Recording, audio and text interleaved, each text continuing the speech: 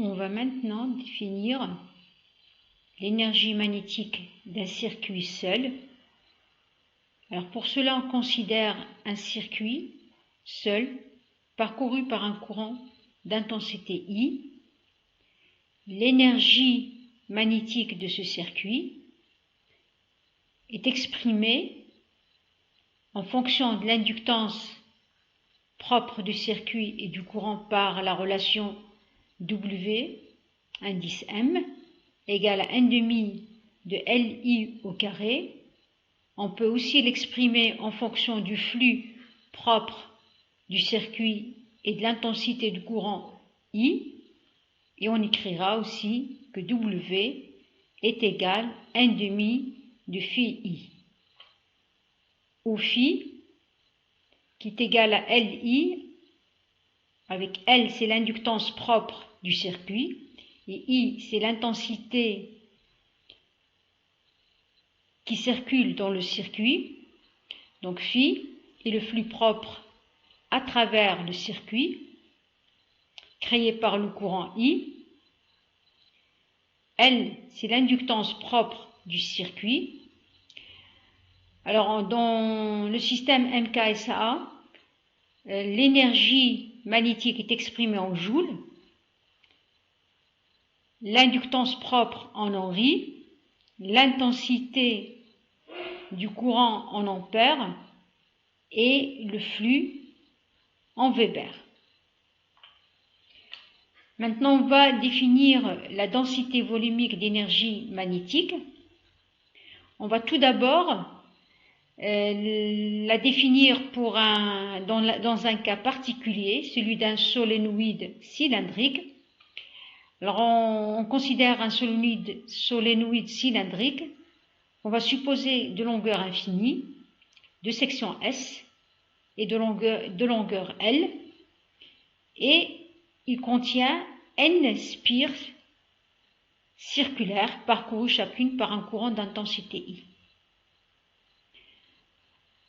On sait que pour un solénoïde de longueur infinie, le champ créé par le solénoïde à l'extérieur est égal à 0 et celui créé par le solénoïde à l'intérieur est égal à mu0 N sur L fois I, où mu0 c'est la perméabilité magnétique du vide, N c'est le nombre de spires sur une longueur L, et I c'est l'intensité du courant qui circule dans le solénoïde.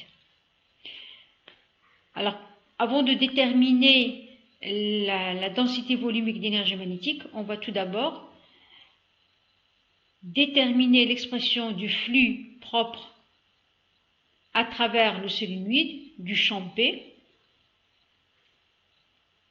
Alors, le flux propre du solénoïde, il est égal N fois le flux à travers une spire du champ P créé par le solénoïde. On trouve cette expression-là pour le flux. On peut aussi déterminer l'inductance propre de solénoïde, sachant que le flux à travers le solénoïde du champ créé par le solénoïde est relié à l'inductance par cette relation, l'inductance propre, phi est égal à Li. Donc on en déduit l'inductance propre par cette expression-là pour une longueur L. L'énergie magnétique du solénoïde, comme elle peut être exprimée en fonction de l'inductance propre, comme elle peut être exprimée en fonction du flux. Ici, on l'a écrit en fonction de l'inductance, donc il est égal à 1/2 de Li au carré. Si on remplace le coefficient d'inductance propre dans l'expression de l'énergie magnétique, on trouve que l'énergie magnétique peut s'exprimer en fonction du module de P au carré.